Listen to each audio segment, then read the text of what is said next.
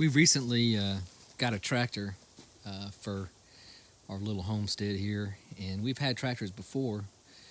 And in fact, my first tractor was a 1941 Farmall with a tricycle front end gear, which proved not to be too practical for what we needed it to do, and a little bit dangerous at times since it only had drag behind implements.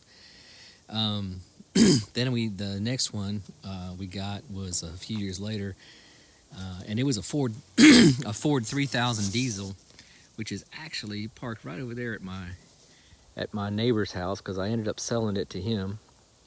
And that was actually a really good tractor, and it was a huge improvement, of course, over the Farmall. But again, it didn't do everything that we really needed, especially didn't have a front end loader and didn't have four-wheel drive. That was basically the two biggest drawbacks. So we've got this Kubota now. It's L4701, of course, with a front end loader. It's a little dirty right now because I just finished using it. But this tractor is just like light years beyond anything that we've had before. It's not perfect, but we like it a lot. And we did get this Land Pride Harrow when we bought it, because we're going to be doing a lot of tilling and planting, trying to be more self-sufficient.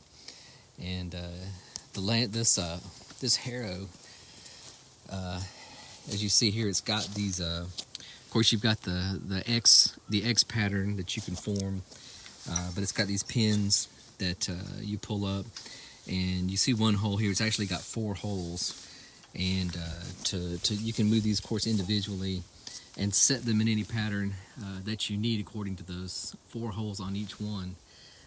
Right now I've got it on not the straight out setting, but the next notch, the first notch up, I guess you could say, into the X pattern. In the video we're about to show, it's in the full X pattern for tilling, and it does extremely well.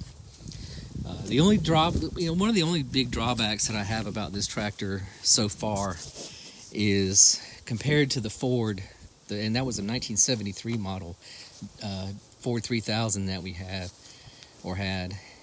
This one uses a lot of gas, or a lot of diesel, compared to that one. I used to be able to put 13 gallons of diesel in that Ford, and just tooling around doing things on the weekends, I could literally go for months and never have to put more gas in it, or more diesel in it, I'm sorry. This the Kubota, it drops pretty quick while you're running it, and it's got about the same size gas tank. It's got about a 13-gallon tank, and it's just noticeably uses a lot more fuel when you're running it. And I think that's mainly due to the fact that it's got that diesel exhaust filter on it. At least that's what I read and what I've heard. And that's one of the other drawbacks. And I haven't had to go through a regen yet. I'm not looking forward to it. I think the whole thing is silly, the whole DEF thing. But there's nothing much you can do about it. So, but other than that, so far it's a great tractor, and I would recommend it. I got the 4701 over the 3901 because the 47 is the first tractor that steps up to a 4-cylinder engine, and I just wanted a 4-cylinder over a 3-cylinder. So this is what we've been doing with it so far.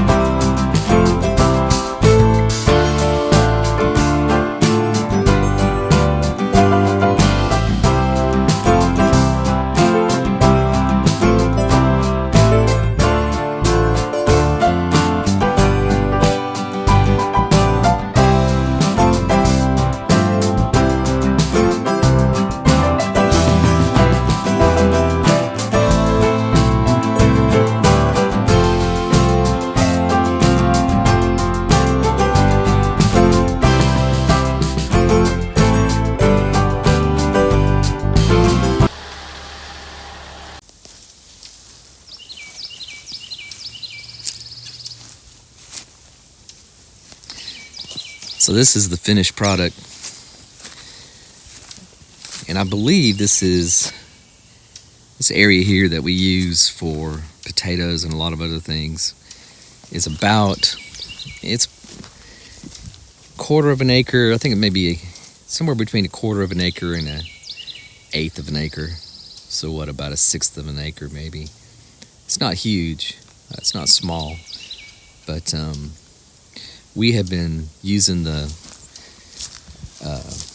little Cub Cadet tiller on this every year, and this is usually for the tiller to get it to this level would have been a multi-day job, out here going over and over and over, tilling, and but with the tractor, and we've just got the Kubota a couple months ago. With the tractor, this was about an hour at the most, and that's with us really not knowing a whole lot about the tractor and the harrow, and kind of on the job training as we went. So you can see it does a really good job, and we're excited. And we've actually been able to expand this area. We've never made it this big with the tiller before, so we're hoping this will be a great tool for us for the coming years, to be able to create areas to plant in quickly like this. And we're going to need to get some more implements like a cultivator for weeds, and to weed as we go, because it's not going to stay looking like this, unfortunately. In the South Georgia heat and humidity, the grass and the weeds are going to start coming up really quick. Thank you for watching.